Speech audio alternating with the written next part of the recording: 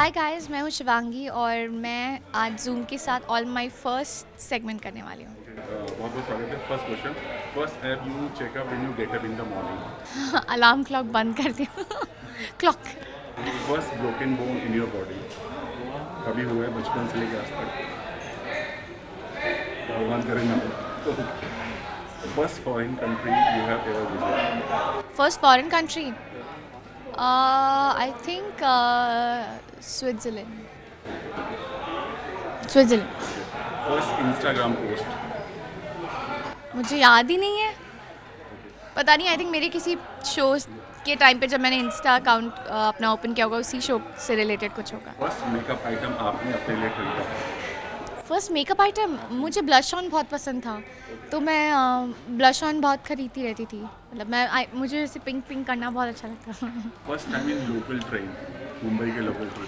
हाँ, जब मैं बॉम्बे आई थी और मैं शामक सर के साथ क्लासेस करती थी, तो वो ग्रैंड रोड पे होती थी, तो मैं तब लोकल ट्रेन में बैठी थी, which was like I don't know 8 years back.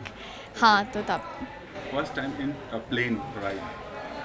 Plane, पहली बार? मुझे याद ही नहीं है। I don't remember, but I think Bombay आई थी जब, मुझे याद ही नहीं है बहुत।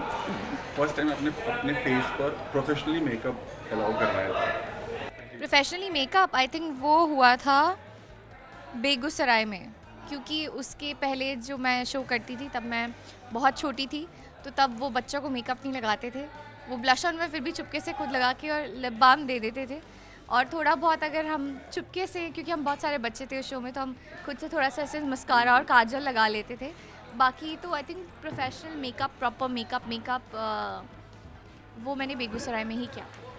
First mobile? First mobile blackberry था मेरे पास, BBM बहुत चल। First car? फर्स्ट कार मैंने जो ली थी, मैंने i20 ली थी बेगूसराय के टाइम। फर्स्ट कुकिंग एक्सपीरियंस, और वो क्या था? मैं तो बहुत छोटे से चीज़ें बनाती रहती थी, मुझे बहुत शौक था, तो आई थिंक जो मुझे बहुत अच्छे से याद है वो है फ्राइड राइस।